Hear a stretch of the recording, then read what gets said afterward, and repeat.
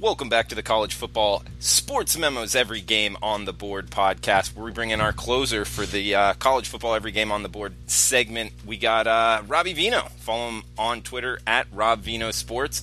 Rob Veno, red hot, 12-2 college football, 8-0 college football totals this past week. Robbie, welcome into the podcast. How you feeling?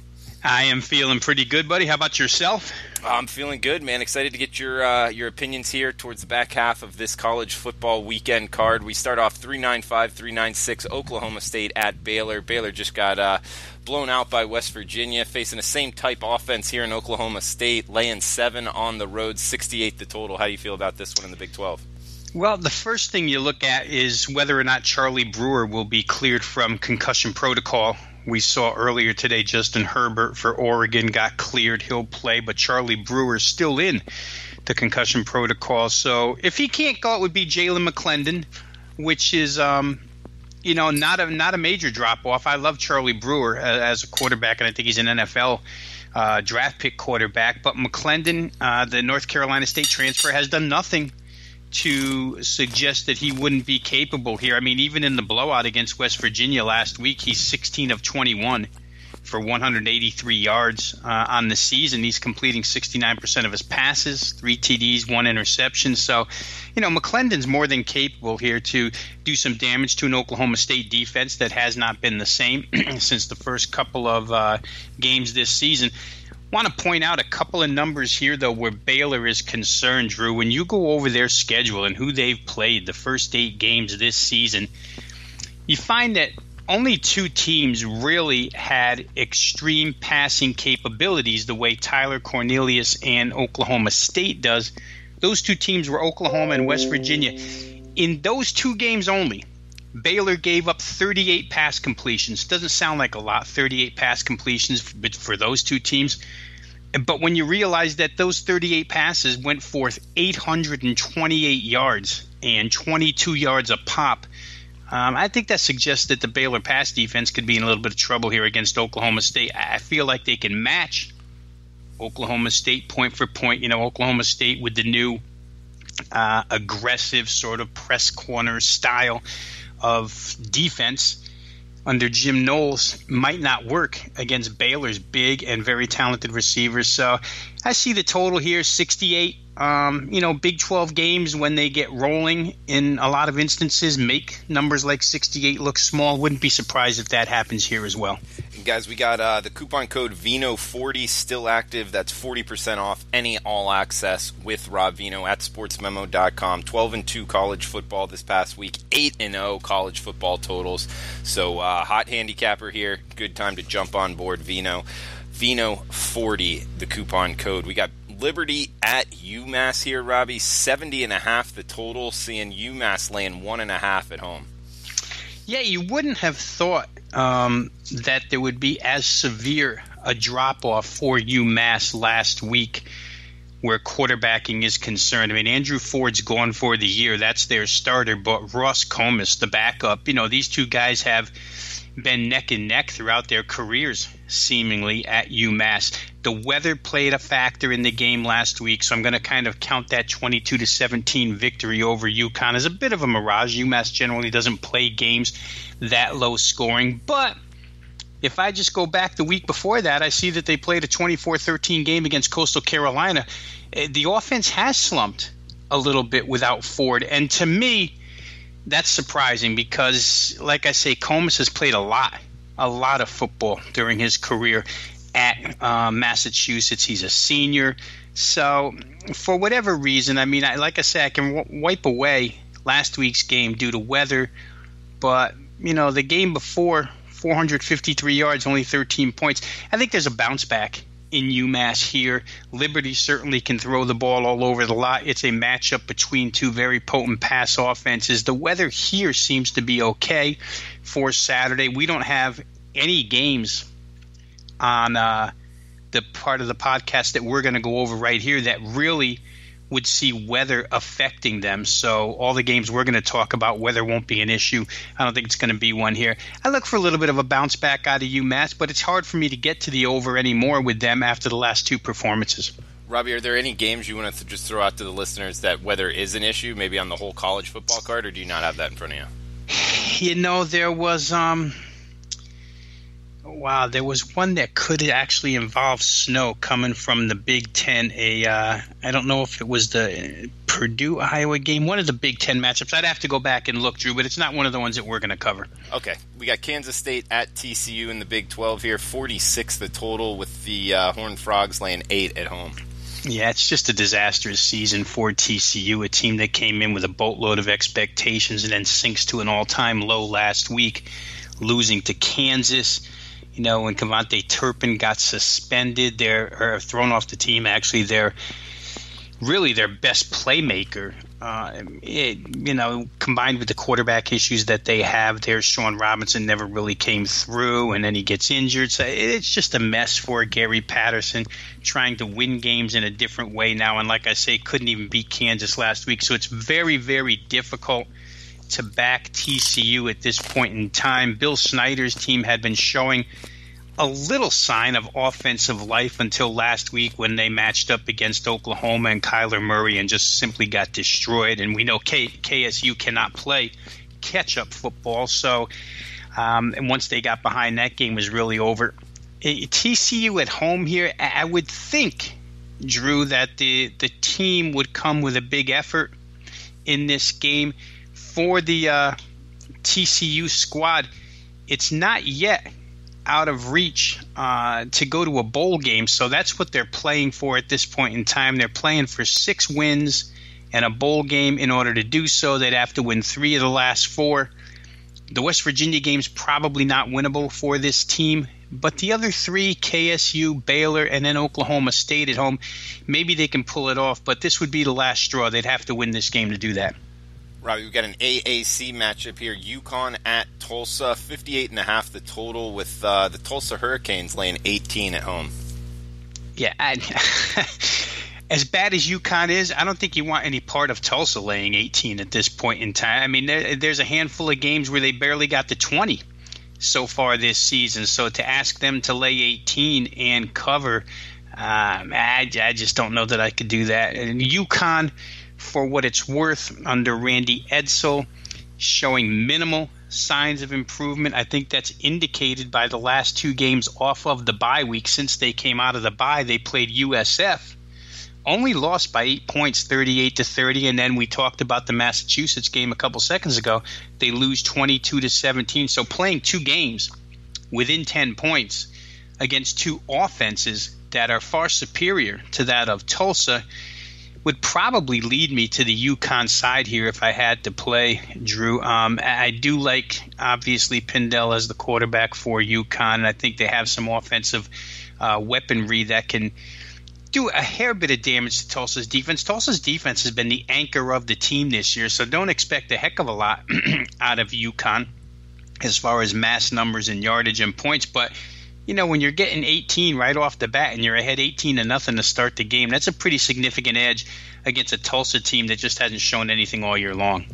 Robbie, heading to the ACC now. We got Louisville at Clemson. This one lined at 39. Don't usually see that in a conference game, but almost 40 points here. Clemson laying at home, 61 the total. Well, I'll say this. Since Clemson had that scare against Syracuse where they had to come from behind, the game where Trevor Lawrence got hurt and everybody was nervous because Kelly Bryant had announced that he was going to transfer prior in that week. They've come back since then with 3 games against Wake Forest, NC State, and Florida State, and they've beaten those 3 teams by a combined 163-20. Every single game has been a complete wipeout since that Syracuse scare. Louisville's defense is abysmal right now, so you'd have to expect Clemson, which has put up 63, 41, and 59 in their last 3 games, to do some damage again. But I love this number, Drew. When I was looking at stuff earlier this morning, Clemson actually in the first half has pitched 5 shutouts this year. They played 8 games. In 5 of those, the opponent hasn't scored a single point in the first half. They're 6-2 against the number in the first half, but they shut out FCS Furman 27-0 first half, shut out Georgia Southern 21-0, And the last three teams they've played, none of them have scored a point in the first half. 28-0 against Wake Forest, 24-0 against NC State, 28-0 against Florida State. That's a combined 80-0 in their last three games. So if you're looking to take the big number and shave it down, Clemson seems to be trending along those same lines as Alabama has all season long, where they simply destroy people in the first two quarters, and then second half, take it a little bit easy. Clemson actually hasn't let off the gas pedal, maybe because they got scared against Syracuse. But that first half play might be a good one with Clemson here, because Louisville's certainly susceptible to giving up a lot of points quickly. Robbie, we got a big one in the Big Ten here with Penn State at Michigan, 53.5 the total, with Michigan laying, 10.5 or 11 at home. Robbie, I'll tell you in this one, Penn State has their last four games, all tough battles, within, I believe, a touchdown score. And, quarterback a little banged up here. Michigan on the other side, their offense for the first time I can remember under Harbaugh, kind of expanding with Shea Patterson, likely a next-level quarterback at the quarterback position. Won 7 straight, 5-2 in their last 7 against the spread here, off of a bye week. I think Michigan's the side here. I would lay it with the Wolverines. How do you feel? Yeah, they certainly have. I don't know how much they've expanded, Drew. I think they're better offensively, but when you look at the last two games they played heading into the bye, the Wisconsin matchup and the Michigan State matchup, they ran the ball 101 times. So, 101 running plays in 2 games doesn't suggest that Jim Harbaugh's expanding things a lot. I think he's got more faith in Shea Patterson, and certainly he should have more faith in Shea Patterson than any quarterback he's had since he got to Ann Arbor. I think Shea Patterson's even held back a little bit in this offense, but I'm sure he's happier here than he was at Ole Miss, where they didn't play a lick of defense to support him, even though he was allowed to wing it all over the lot. Let's go back 6. You can almost go all the way back to Notre Dame, and at that point in time, Notre Dame was playing Brandon Wimbush at quarterback, not Ian Book. So it's hard to gauge how good Notre Dame was at that time when they beat Michigan. But the level of opponents since then for Michigan, the statistics are great, and I like Michigan as a team, but I don't know how much emphasis I can put into a thrashing of Western Michigan, a 25-point win over SMU, beating Nebraska, which can't play any defense whatsoever, and at that point in time, Week 4 was not what they are now. They've improved a little bit since the season's gone on. Northwestern, which has had offensive struggles all season long. I think in that game, they got lucky because that was the week that Justin Jackson, not Justin Jackson, but the top running back, Justin Jackson was last year, but Northwestern's number 1 running back had to give up football. They play Maryland, a team that we had the podcast that week. If Maryland can't run on you, they can't beat you. Wisconsin all banged up when they played them. Michigan State, they knocked Lewerke out of the game. It's a different animal here in Penn State offensively, for sure. To me, this is the first real offense they played all season long. Might get Rashawn Gary back here, which really helps Michigan defensively. They've put up great numbers without him. I don't like the way Penn State's trended ever since James Franklin's tirade. If I had to, I'd probably look to Penn State plus all the points, but I'm not thrilled with it, Drew. I like Michigan. I'm more interested to watch this game and see how Michigan handles this offense. And maybe during the bye week they did implement some more stuff offensively because, like I said before, 101 running plays just it seems like Woody Hayes football still at Michigan. Robbie, let's head to a cross-division matchup here in the SEC. South Carolina at Ole Miss. Looks like this one a high total, 69 being the total at Chris right now. We're seeing 1 at Chris with the Gamecocks laying it. We're also seeing 1 with Mississippi laying it. So kind of a pick-em game here, some opinion in the marketplace as far as who is the favorite. But either way, South Carolina, Mississippi, how are you looking to bet it? Well, I like Ole Miss in games where I feel like they're going to score points. And, the 3 games where they couldn't, Alabama, LSU, and Auburn, all elite SEC defenses, especially up front. South Carolina doesn't bring that to the table. Nothing elite about their defense, especially when they have to play teams that are capable of moving the football. For South Carolina, That's only really happened twice this year. They played Georgia and Mizzou. Both of those teams can run it and throw it very balanced. Both of those teams put up huge numbers offensively. Mizzou puts up 35 in a game that was delayed, an hour and a half for monsoon-type rains. Now, South Carolina ends up winning that with a field goal at the end because Mizzou can't play any defense. But that 37-35 looks to me like what you would probably see here in this game. It's very comparable, even with the loss of DK Metcalf, top wide receiver for Ole Miss. We said it before, they're so deep in that wide receiving core, it doesn't really make a difference. It didn't make too much of a difference their first game without him. I see a lot of points up here, Drew. South Carolina can't stop Ole Miss. Ole Miss hasn't stopped anybody. I don't know that the bye week helps Ole Miss. You can't solve the defensive problems that they have with one bye week. So look for this thing to be pretty much offensive explosion. The odds maker tells you that. Opening the game, I think 67. Now we see 68 out there. But still 68 to me. If I had to play, I'd be playing over the total. Robbie, you know what game we're heading to next? We're going to get down in the trenches now, Drew. Oh, man. There's not many wins, but I believe one win overall between Rice and UTEP. Man, this is going to be a good one here. It's at Rice. Not a lot of people going to be in the stands, but we're going to talk about it. 45 the total, and I don't know what Rice is doing laying points to anybody, but I guess the odds makers kind of hedge themselves. It's just -1. Rice laying at home against the UTEP Miners. How are you looking to bet the deep, dark depths of FBS football, Robbie? There could be, to be honest with you, Drew, there could be an advantage here in this game as far as which way these two teams are trending. Rice looks worn out. They've been playing ever since what's now referred to as week 0, the opening week where we had to get a couple of football games late August. And their defense just, it shows the wear and tear right now, getting shredded on a weekly basis. The offense, which had been pretty productive to start the season, has not been anywhere near as productive. Last week at halftime, they're trailing North Texas 17-10. They give them a 30-minute fight and then just get absolutely destroyed by a team that outclasses them very, very much. So if I look at El Paso, I see a 27-24 loss to the same exact North Texas team, only a 3-point loss. They were getting 25.5 in that game. They come back, they play Louisiana Tech, only lose by 7, getting 21. And last week against UAB, they don't cover the number, but they only lose 19-0 to UAB. Those three teams right there are pretty much the cream of Conference USA crop. North Texas, Louisiana Tech, Alabama, Birmingham, Texas, El Paso played all three of those the last 3 weeks, played all three of them solid.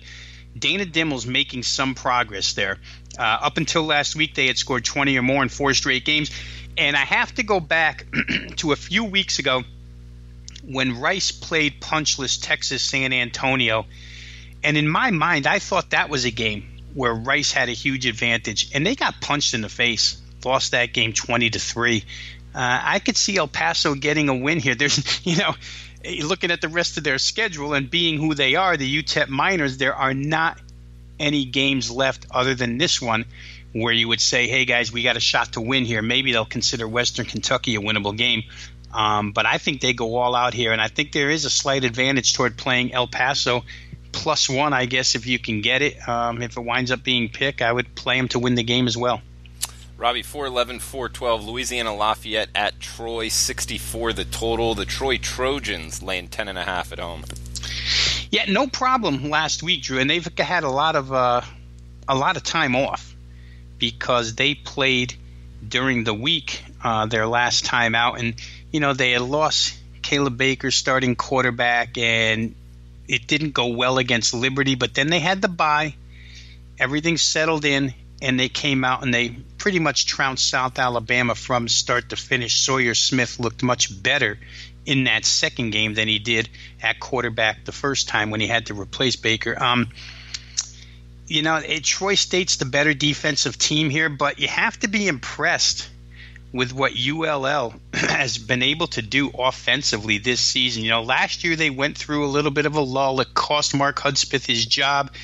Billy Napier came into this program and announced right away that he was going to run this program exactly the way he saw Alabama run under Nick Saban when he was the wide receiver coach there for 4 years.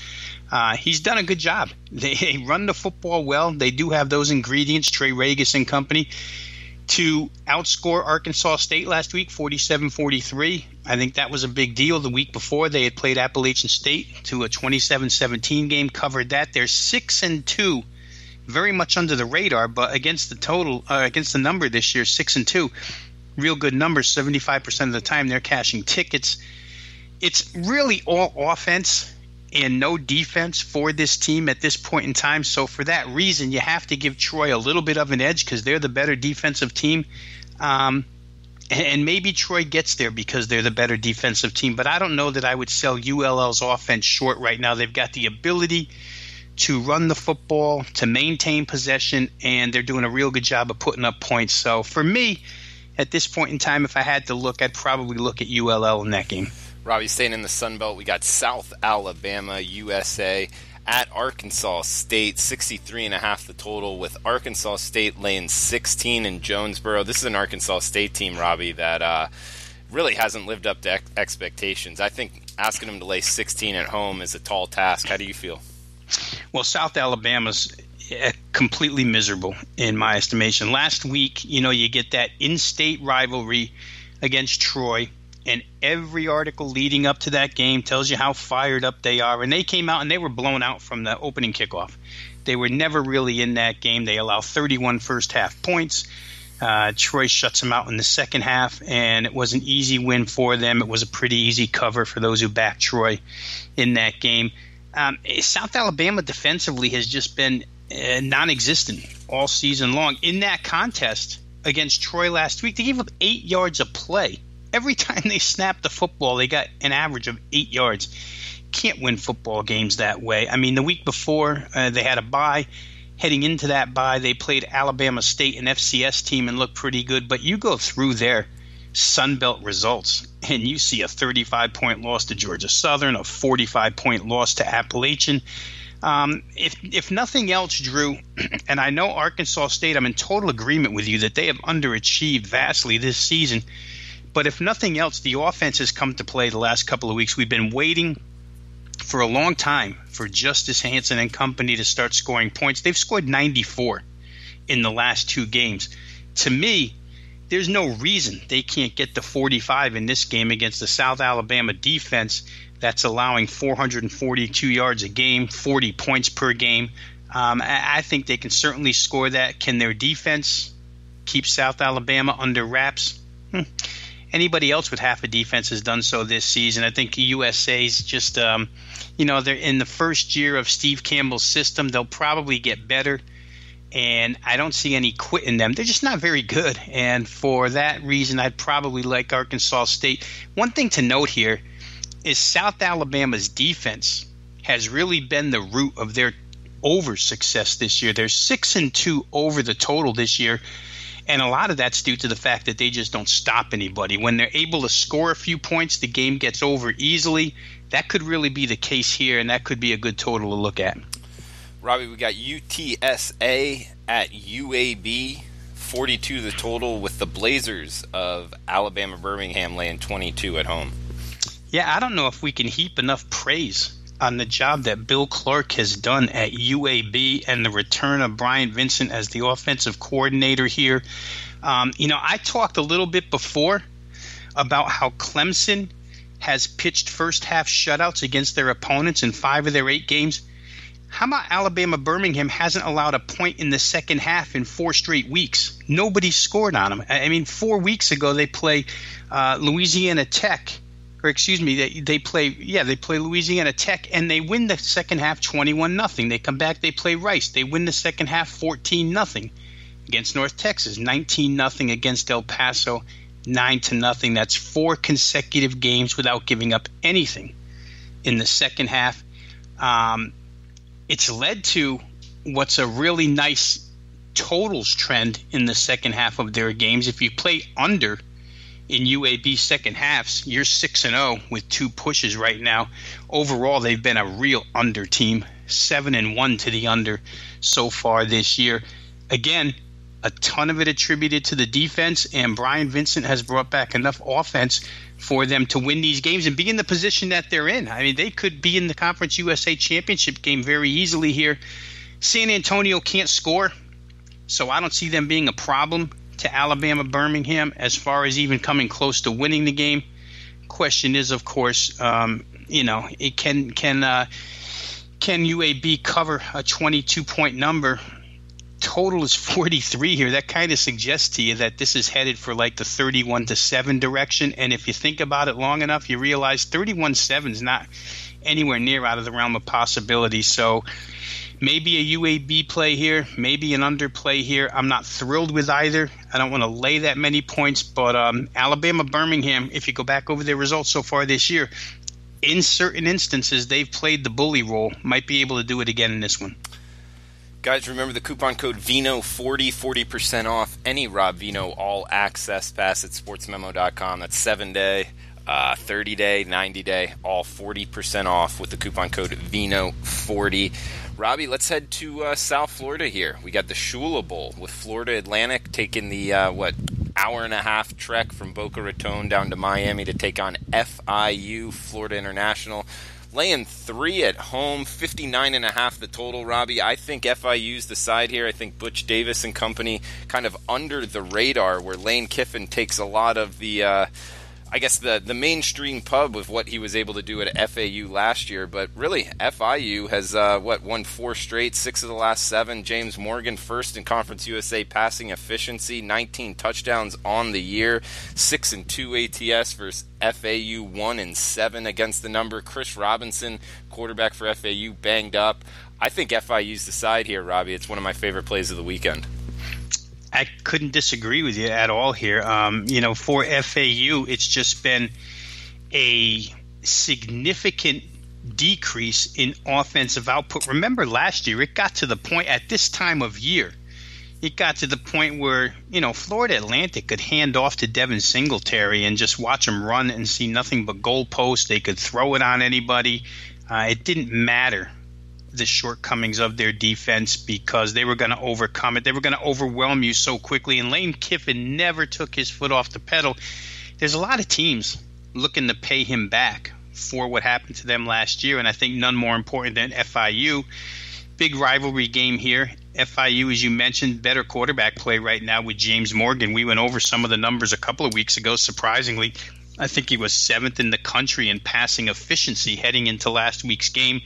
Butch Davis has his team trending in the right direction.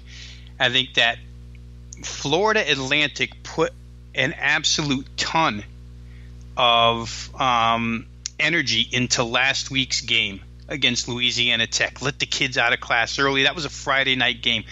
Asking people to show up in the stands, they really needed that win, and they didn't come close to getting it. I think that shows the difference between last year's talent and this year's talent.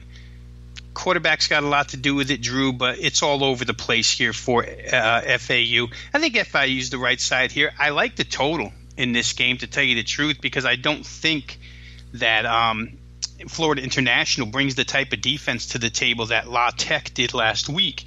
Therefore, I'd expect Florida Atlantic to get on track and score some points here, but I don't think they're going to be able to stop Morgan and company. So I kind of like both ways in this game. I like FIU and I like the total over. All right, good stuff, Robbie. And we had to, a lot of people think it's the biggest game of the weekend. Alabama at LSU. We got Alabama laying 14.5 on the road, 53.5 the total. Robbie, have at it. Well, we're going to find out if the only criticism left of Alabama is true or false. And the only criticism left of them when you listen to media on television and when you read written reports is their schedule and the lack of quality opponents on their schedule to date. Sure, it's nice that they've outscored teams 433 to 127. Can you imagine being plus 306 in points scored right now after only 8 games? But they haven't played anybody that really pushed them. The contrast to that is the schedule LSU's played and the wins that LSU has come up with. I mean, power ratings-wise, Drew, the average opponent power rating for LSU as opposed to the average opponent power ratings that I keep for Alabama shows LSU's competition on average a touchdown better every single week. So the fact that they've beaten Georgia, the fact that they had to play Florida, they beat Mississippi State, and they beat Auburn earlier in the year, we're going to see if strength of schedule and battle tested proves to be worth anything in this game. And, of course, you have to add in the factor of Baton Rouge at night. Not that Alabama's going to be intimidated by any environment. They're not. But certainly it helps LSU when they play at night down there. I would look to take points in this game. I just don't think that Alabama's going to get away with the amount of deep vertical pass plays that go for touchdowns that they've gotten away with so far this season against LSU. There's going to be some pressure applied. There's going to be better coverage. We know Greedy, Williams, and that secondary are far better than anything Alabama's seen all season long. So for me, it would be LSU plus the points here. It's not a line that's out of whack. Obviously, the power ratings put this game in this particular area, but I just think that off of what we know about both of these teams fundamentally, schedule-wise, situationally, I think plus 14.5 is an awful lot of points. I would take them with LSU. Right, we got two late-night affairs to end it. We got Fresno State at UNLV. Fresno State laying 25 on the highway, 60.5 the total in Sin City. How you look to bet this Mountain West affair? They have to be. Fresno State I'm speaking about here, Drew, the most under-the-radar non-Power 5 team going. I mean, we hear a lot about others, Central Florida being at the top of that list, but we don't hear an awful lot about Fresno State. You don't see them that often on national broadcasts. I mean, guys like us that are betting games, we find a way to see them on a computer screen, but not everybody's going to go that far that late at night on the East Coast, at least to check out a Fresno State game. But how about since the third week of the season, and in fact, if we just eliminate their loss to Minnesota, Fresno State's won their games by 66, 24, 22, 18, 24, 31, and 30. And nothing close about these games. Jeff Tedford's team absolutely blowing people out. The last 4 games they've played have all been inside the WAC. And inside the WAC, they've only allowed 33 points in those 4 games. So UNLV with Max Gilliam at quarterback, they've kind of changed the offense. Worked real well last week, if you could see it coming. The total in that San Jose State game was never in doubt. They went flying over the number. In fact, for whatever reason, that total got pushed down, and those two teams got way over the total. So, UNLV is going to bring a passing style offense in here against Fresno State. And teams that have tried that, it just hasn't worked. And Nevada's a real good offense, Drew. They could only muster 3 points against Fresno State. So I think UNLV's got their difficulties here. And anybody who watched their defense against San Jose State last week realizes that, Fresno's going to be able to write their own ticket here. It's a really nice balanced offense, but they throw it much better than they run it. And for UNLV, that spells trouble. Fresno State's completing 70% of their passes on this season. I would look to Fresno just because they've been able to win games by huge margins all season long. The fact that they're 7-1 against the spread and covering the way they're covering, there's really no reason to go against them right now. Guys, coupon code Veno40, 40% off any all access with Rob Veno. Huge weekend, Robbie. 8-0 college football totals, 12-2 college football overall last week. So hot handicapper, Veno40 when checking out, no spaces needed in the coupon code. We got last game up, degenerate special, whatever you want to call it. It's in the Mountain West, Utah State at Hawaii, making the trip out to the island, laying 18 or 18.5, depending where you shop, 70.5 the total. How you looking to bet the Aggies versus the Rainbow Warriors, Robbie? Well, first off, I'd have to say that Hawaii has to be the most fatigued team in college football. Drew, this is going to be their 11th straight week playing a football game. They started way back once again in that Week 0 contest when they upset Colorado State as a big underdog, and they haven't had a bye week yet. Their bye week is coming after this one. It shows up in their numbers. 4 of the last 5 games, they've given up over 40 points in their last, or 40 or more points in their last 3, 49, 40, and 50 to Fresno State last week. If you're going to be, or if you're in the position that Hawaii's in, just begging for a bye week, and then you have to come up and face Utah State that runs plays so fast that they can't even show replays of the play before, I think that spells trouble. Hawaii is still very capable with Cole McDonald and that receiving crew and the run and shoot offense. They're more than capable of scoring points, but I have no clue how they're going to stop Utah State in this game. As tired as the defense looked against Fresno last week, they got simply run over. I know Fresno's a more physical team, but you can just see it in the Hawaii play that they need a bye week in the worst way. There'll be a little bit, obviously there always is, of excitement when they play at home, but that wears off real quick when Jordan Love and company stick 7 on you within the first 90 seconds. I would look to Utah State there. This is a pretty good conference, Drew. And Utah State and Fresno State may be headed for a conference championship showdown if Boise State doesn't get there. But I just can't see a lot of ways Hawaii matches points with this team, especially, like I say, when you're playing your 11th straight college football game. That's a lot to ask. Great breakdown, Robbie, of the of really 2 separate sections here on the College Football Every Game on the Board podcast. Guys, remember the coupon code VENO40, and we will have Robbie back on tomorrow and Teddy Covers on the NFL Every Game on the Board podcast. Thanks for listening, and best of luck with your bets this weekend.